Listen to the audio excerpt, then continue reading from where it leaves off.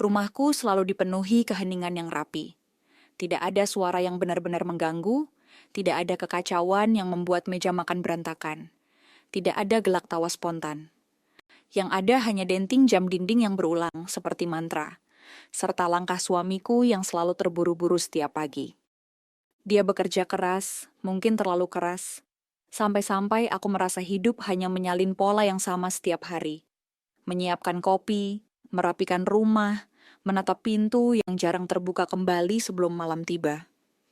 Awalnya aku mengira pernikahan adalah perjalanan panjang penuh percakapan dan rencana, tapi lambat laun aku mengerti bahwa diam juga bisa menjadi bahasa. Suamiku bukan orang yang buruk. Dia hanya tenggelam dalam prioritas yang tidak pernah mencantumkan aku di baris pertama. Dan di sela-sela kesibukannya, aku mulai merasa seperti bunga yang dibiarkan hidup hanya dari embun bukan matahari. Namun hari itu atmosfer bergeser. Pintu rumah terbuka dengan suara engsel yang sedikit berderit. Suamiku membawa seorang tamu, sosok muda yang tampak lugas, membawa tas ransel dan senyum yang agak canggung. Arman, adik iparku yang selama ini hanya kukenal lewat cerita ringan. Dia datang karena pekerjaan barunya belum menetap, dan rumah kami dianggap tempat paling nyaman untuk menunggu semuanya berjalan. Maaf ganggu, Kak, ucapnya sambil menggaruk tengkuk, seperti mencairkan kecanggungan yang tidak seharusnya ada. Aku membalas senyum, sederhana namun hangat. Rumah ini memang sepi, jadi kehadiran orang baru justru menyenangkan. Entah mengapa suamiku tampak lega mendengarnya, lalu kembali berbicara soal jadwal meeting esok hari. Lagi-lagi menunjuk ke perjalanan jauh dari rumah. Sementara Arman memandang sekeliling, kagum namun hati-hati, seakan takut menghapus keheningan yang menjadi kebiasaanku. Hari pertama berjalan seperti biasa, setidaknya menurutku. Tapi saat makan malam, aku merasakan sesuatu yang belum pernah muncul sebelumnya. Arman memperhatikan setiap hal kecil, cara aku mengambil piring, cara aku mencoba memulai percakapan yang biasanya kandas tanpa arah. Dia mendengarkan dengan sungguh-sungguh, sesuatu yang sudah lama hilang dari rumah ini. Aku nggak tahu rumah bisa sesunyi ini, katanya sambil tersenyum tipis. Tapi, rasanya nyaman. Kalimat sederhana itu saja sudah cukup membuat jantungku berdenyut sedikit berbeda. Bukan karena gombalannya, dia tidak sedang menggombal, melainkan karena kejujurannya yang ringan. Aku seakan diingatkan bahwa ada manusia yang peduli pada suasana, bukan hanya fungsi. Sehari, 2 hari berlalu, dan setiap interaksi kecil seolah menggambar garis baru dalam hidupku. Kadang tatapan kami bertabrakan di lorong, membuatku salah tingkah, padahal tidak ada yang terjadi. Kadang percakapan singkat di dapur terasa seperti jeda hangat dalam hidup yang mulai mekanis. Dan setiap kali itu terjadi, ada suara lirih di dalam dada yang bertanya, "Kenapa aku merasakan ini?" Malam itu, setelah suamiku tertidur pulas dengan napas berat yang teratur, aku duduk di ruang tamu dengan lampu kuning lembut menerangi sudut ruangan. Arman lewat, hendak mengambil air minum. Tanpa sengaja, tatapan kami bertemu lagi, kali ini lebih hening, lebih lama. Seolah ada sesuatu yang ingin diucapkan tapi ditahan oleh dinding rumah ini. "Kak, kalau ada yang bisa ku bantu selama aku di sini, bilang saja." "Ya." Ucapannya sederhana, tapi suaranya mengandung ketulusan yang membuatku kehilangan kata. Aku mengangguk, pura-pura tenang, padahal di dalam tubuhku ada arus yang bergerak liar. Dan saat dia berjalan kembali ke kamarnya, langkahnya tidak meninggalkan suara apapun, tapi keberadaannya meninggalkan gema dalam diriku. Aku menyandarkan kepala ke sofa, menutup mata, dan memikirkan hal yang seharusnya tidak perlu kupikirkan. Keheningan rumah ini telah lama jadi temanku. Namun kehadiran Arman membuatnya terasa berbeda, hangat, berbahaya. Dan untuk pertama kalinya, aku takut pada diriku sendiri. Hari-hari berikutnya berjalan seperti garis tipis yang kutelusuri tanpa sadar. Awalnya aku hanya menikmati kehadiran Arman sebagai angin baru di rumah ini. Tapi perlahan aku mulai merasakan sesuatu yang mengganggu denyut nadi. Bukan karena dia melakukan sesuatu yang berlebihan, justru karena dia melakukan hal-hal kecil yang dulu rasanya tidak pernah ada. Seperti pagi itu, ketika aku sedang menyiapkan sarapan, Suamiku sudah pergi lebih dulu seperti biasa, hanya menyisakan sisa aroma parfumnya. Arman duduk di meja makan dengan rambut sedikit berantakan, senyum yang tampak tulus, dan mata mengantuk yang entah kenapa tampak hangat. "Kak, masak sendiri setiap hari?" Tanyanya sambil menerima piring yang kuberikan. "Enggak juga, kadang aku malas," jawabku setengah bercanda. "Kalau capek bilang aja aku bisa bantu. Masa iya aku numpang tapi nggak ngapa-ngapain?" Nada suaranya ringan, tetapi sesuatu dalam kalimat itu menyentuh bagian hatiku yang sudah lama terabaikan. Sederhana, tapi terasa seperti seseorang menarik aku keluar dari kesunyian yang kusimpan rapat-rapat. Sepanjang hari aku berusaha mengabaikan perasaan itu. Tapi nyatanya, semakin aku mencoba, semakin aku sadar bahwa aku menantikan interaksi dengannya. Tatapan singkat di dapur, sapaan pendek di ruang tamu. Bahkan langkah kakinya yang samar pun mulai kupahami polanya. Suatu sore, hujan turun pelan. Suamiku menelpon, katanya pulang larut karena rapat mendadak. Aku hanya mengangguk walau dia tak bisa melihat. Setelah telepon ditutup, aku duduk di ruang tamu memandangi halaman yang diselimuti gerimis. Arman keluar dari kamarnya, membawa 2 cangkir teh hangat. "Kak, kelihatan capek. Minum ini," katanya sambil meletakkan 1 cangkir di meja. "Kamu selalu tahu aja ya," ucapku sambil tersenyum lirih. "Bukan tahu, kelihatan kok. Kakak sering nyimpen semuanya sendiri." Ucapannya membuatku menahan napas sesaat. Dia duduk di sampingku, tidak terlalu dekat, tapi cukup untuk membuat ruang di antara kami terasa berubah. Bukan canggung, tapi bergetar. "Arman," kataku pelan, "kadang aku merasa seperti tidak terlihat." Dia menoleh, matanya jujur dan tanpa penilaian. "Aku lihat kakak. Dari awal aku datang, aku tahu kakak itu tipe orang yang kuat. Tapi kekuatan juga bisa capek, kan? Aku terdiam. Ada sesuatu dalam caranya menatap yang membuat dadaku menghangat. Bukan hangat yang nyaman, tapi hangat yang menakutkan. Hangat yang bisa melelehkan benteng." "Kamu bikin semuanya terdengar mudah," gumamku. "Karena aku ngomongnya dari hati," jawabnya santai, seakan itu hal paling wajar di dunia. Kalimat itu membuatku mengalihkan pandangan, takut kalau ekspresiku bisa terbaca. Aku merasa seperti seseorang yang berdiri di tepi jurang, ingin mundur tapi terpikat oleh pemandangan yang membius. Hujan semakin deras. Ruang tamu hanya diterangi lampu sudut dan cahaya redup dari luar. Suasana itu, entah kenapa, membuat keberadaan Arman terasa lebih dekat. "Kak," katanya lagi, suaranya lebih rendah. "Aku nggak tahu apa aku boleh ngomong ini, tapi belakangan aku merasa kakak bukan cuma kakak ipar buat aku." Jantungku jatuh ke dalam hening. Aku menelan ludah, bingung harus marah, menghindar, atau jujur pada diriku sendiri. Jangan ngomong begitu." "Kenapa?" "Karena itu bikin semuanya rumit," bisikku, nyaris tak terdengar. Arman menatapku lama, lalu berkata, "Tapi kakak tahu itu benar kan?" Aku berdiri buru-buru, pura-pura mengambil bantal yang terjatuh, padahal sebenarnya aku butuh jarak. Napasku tidak teratur. Semua kata yang ingin kuucapkan bertabrakan di dalam kepala. "Arman, aku ini istri kakakmu. Aku tahu. Dan kamu bilang hal seperti itu? Aku nggak bisa bohong pada diri sendiri."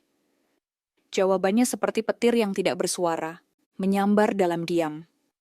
Aku menatap hujan di luar, berharap airnya bisa mereda gejolak yang muncul entah dari mana.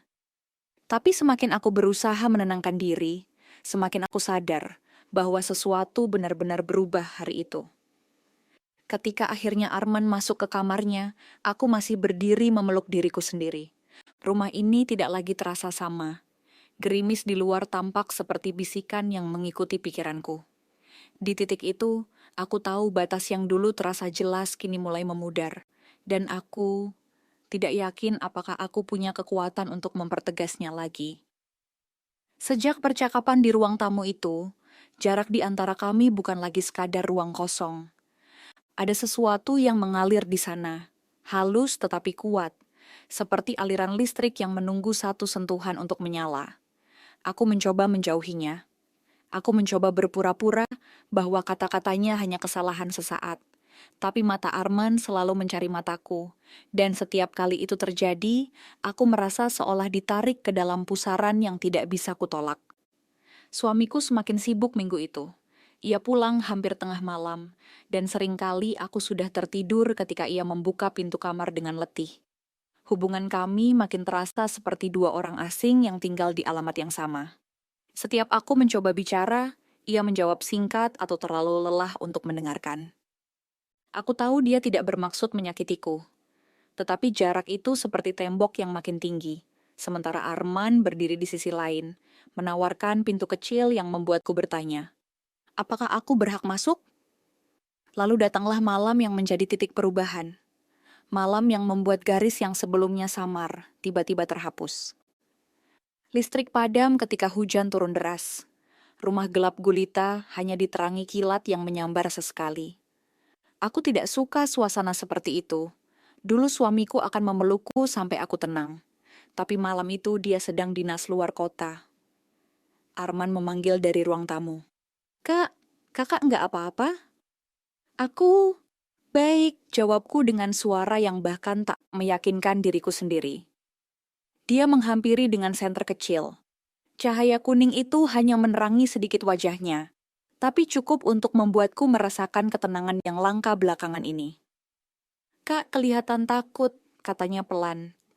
Aku cuma nggak terbiasa sendirian kalau gelap. Dia menatapku sejenak lalu berkata, kalau kakak mau, duduk di sini aja. Biar aku temani. Aku mengangguk tanpa suara. Kami duduk di lantai ruang tamu, berjajar tapi tidak bersentuhan. Namun dalam kegelapan, aku bisa merasakan keberadaannya sedekat detak jantungku sendiri. Hujan menghantam atap, kilat menyambar jendela, dan entah kenapa, dunia terasa mengecil hanya pada ruang tempat kami berada. Arman, semua ini salah, bisikku. Apa yang salah? Perasaanmu, dan mungkin perasaanku juga. Keheningan setelah itu begitu tebal hingga aku merasa hampir bisa merabanya. Aku tahu, katanya akhirnya. Tapi aku juga tahu kakak ngerasain sesuatu. Kakak cuma takut. Aku istri kakakmu.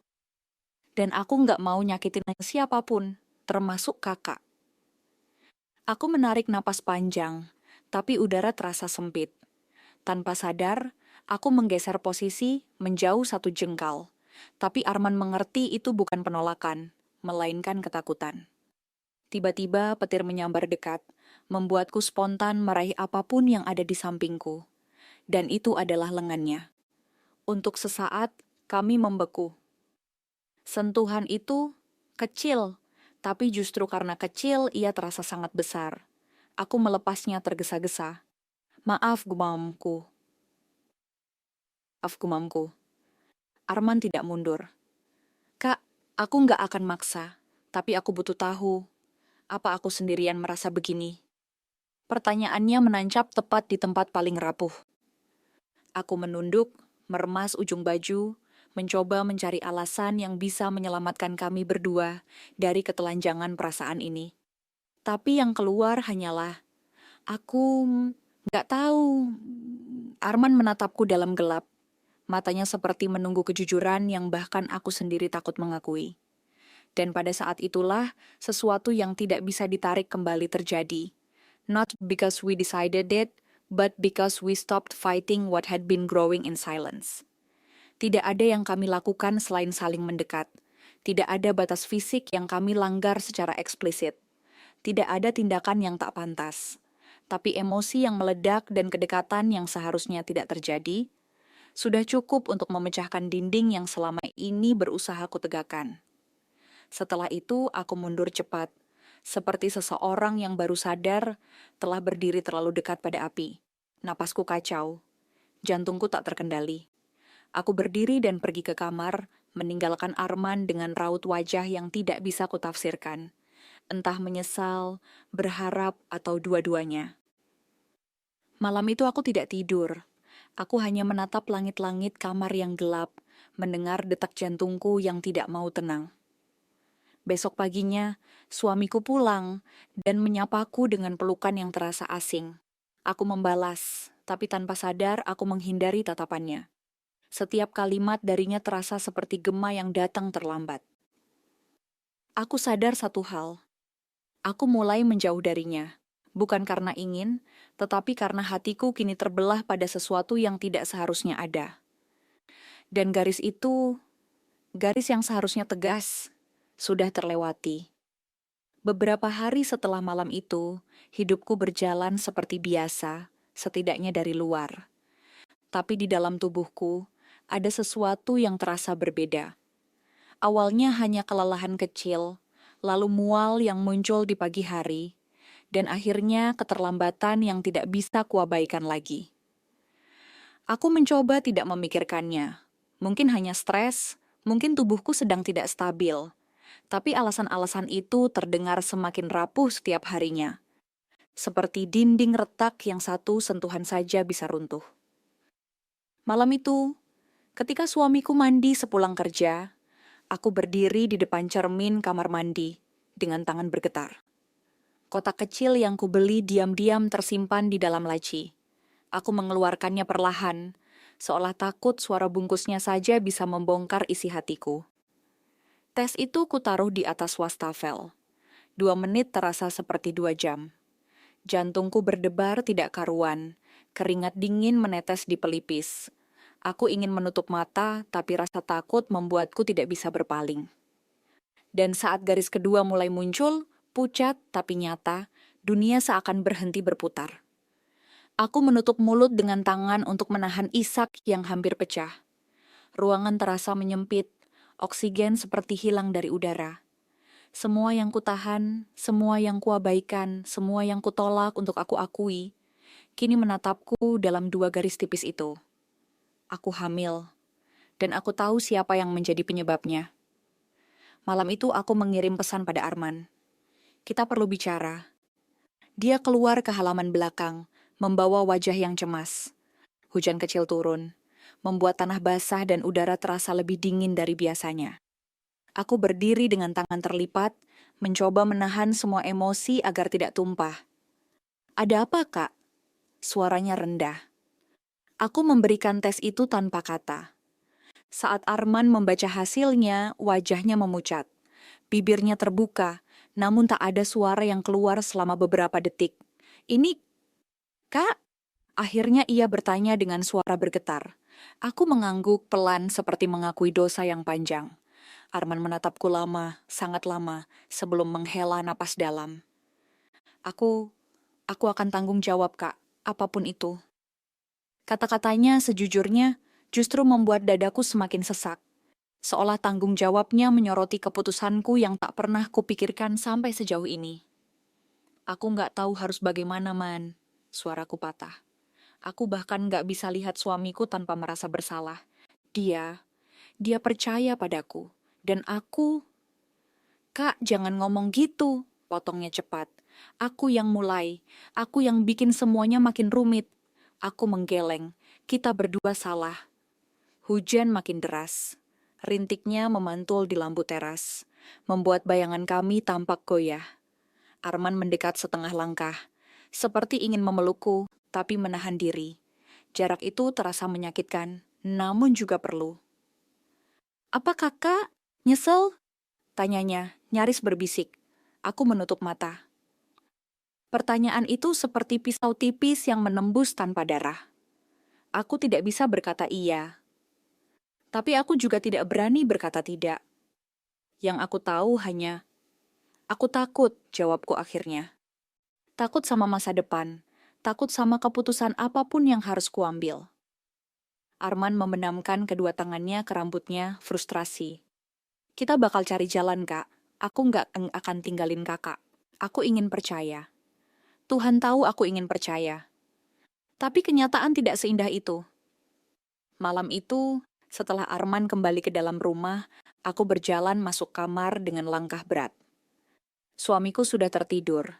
Wajahnya tenang seperti biasa. Tidak tahu bahwa hidupnya sedang dipenuhi retakan yang belum terlihat. Aku berdiri di samping ranjang, menatapnya lama. Setiap hembusan napasnya membuat dadaku semakin terasa penuh. Bukan hanya bersalah, bukan hanya takut, tetapi juga karena aku tahu bahwa pada akhirnya seorang dari mereka akan terluka hebat. Dan itu mungkin bukan cuma satu orang. Tanganku menyentuh perutku, masih datar, namun terasa seolah memikul dunia. Gema ketakutan itu berulang di dalam dada. Aku hamil, dan suamiku tidak tahu apa-apa. Sejak mengetahui kehamilan ini, setiap hari terasa seperti berjalan di atas lantai kaca yang retak. Semuanya tampak normal dari luar. Sarapan, kerja suami, rutinitas rumah. Tapi di bawahnya ada jurang besar yang menunggu kapan saja bisa menelanku dalam sekali runtuh. Aku mulai menutupi perubahan tubuhku dengan pakaian longgar, menahan mual dengan minum air dingin diam-diam di kamar mandi, dan tersenyum ketika suamiku bertanya, "Kamu lagi capek ya?" Senyum itu selalu terasa seperti pisau kecil yang kutarik sendiri dari dalam dadaku. "Kamu akhir-akhir ini pucat," katanya suatu pagi sambil mengusap keningku. Aku menahan napas, memasang wajah lelah yang bisa dipercaya. "Kurang tidur aja, mungkin kebanyakan pikiran." Padahal tidurku justru terlalu dipenuhi ketakutan. Di sisi lain, Arman menjadi bayangan yang selalu bergerak gelisah. Dia jarang menatapku lama-lama sekarang. Seolah takut suamiku menangkap sesuatu dari udara di antara kami. Setiap kali kami bertemu di dapur atau ruang tamu, dia hanya memberi isyarat singkat dengan mata. "Kakak baik?" Dan aku hanya membalas dengan anggukan tipis. Aku bertahan. Tapi kami tahu, kedua jawaban itu bohong. Suatu sore, ketika suamiku pulang lebih cepat dari biasanya, aku baru saja selesai menenangkan mual yang tiba-tiba menyerang. Aku berdiri di depan wastafel dengan wajah pucat dan mata berkaca, mencoba memperbaiki diri sebelum keluar kamar mandi. Namun ketika pintu terbuka, dia sudah berdiri di ambang, alisnya berkerut. "Kamu muntah?" Pertanyaannya menghantamku seperti tembakan. Aku tersenyum canggung, kayaknya salah makan. "Yang mana? Kita makan sama-sama tadi pagi." Aku terdiam sepersekian detik, cukup bagi sebuah kecurigaan untuk lahir di matanya. Namun sebelum dia menekan lebih jauh, Arman muncul dari ruang tamu. "Bang," katanya ringan, "tadi siang aku masak mie pedas, kakak nyicip sedikit. Mungkin itu penyebabnya." Suamiku menoleh. "Oh, begitu." Nada suaranya melembut meski masih menyimpan tanya. Aku tidak tahu harus berterima kasih atau marah pada Arman karena ikut terlibat dalam kebohonganku. Tapi satu hal yang pasti, dadaku semakin sesak setelah itu. Hari-hari selanjutnya menjadi lebih berat. Suami mulai mengamati tingkahku. Berapa sering aku duduk, kapan aku makan, kenapa aku tidur siang lebih lama, kenapa aku sering memegang perut tanpa sadar. Setiap kali dia bertanya, aku harus mengarang jawaban baru. Dan setiap jawaban baru membuatku merasa semakin jauh darinya. Arman pun tidak lebih baik. Dia tampak tertekan setiap kali suamiku memerhatikanku terlalu lama. Aku bisa melihat kekhawatirannya di balik gerakan kecilnya. Tangan yang meremas ujung bajunya. Tatapan yang tidak tenang. Napas yang gelisah. Hubungan kami berubah menjadi sumbu pendek yang siap meledak karena satu kesalahan kecil. Puncaknya terjadi pada malam Jumat. Aku duduk di sofa, mencoba menyembunyikan rasa mual yang datang bergelombang. Suamiku duduk di sebelahku, menatapku dengan mata yang penuh kecurigaan. "Aku perhatiin kamu akhir-akhir ini aneh," katanya tiba-tiba. Jantungku langsung membeku. "Aneh gimana?" "Kamu kayak sembunyiin sesuatu." Sebelum aku sempat mencari jawaban aman, tangannya menyentuh perutku. Refleks aku menepisnya secepat kilat. Terlalu cepat. "Kenapa?" Suaranya serak, terluka. "Aku cuma kaget," jawabku terbata. "Dari kapan kamu nggak mau aku sentuh?" Aku terdiam. Di kamar sebelah, suara Arman berhenti, seperti dia juga menahan napas. Suamiku menatapku lama-lama, matanya menyapu wajahku mencari kebenaran yang tidak akan pernah ia temukan malam itu. "Ada yang kamu sembunyiin dari aku?" Pertanyaan itu seperti pintu besar yang menunggu kuakui semuanya. Namun bibirku menolak bergerak. Tidak ada kata yang keluar. Terlalu lama aku diam. Terlalu lama. Aku tahu ada sesuatu, katanya akhirnya. Suaranya perlahan pecah. Aku nggak ngerti apa, tapi aku tahu. Malam itu dia tidur membelakangiku, dan aku hanya bisa menatap siluet punggungnya dengan dada yang sesak.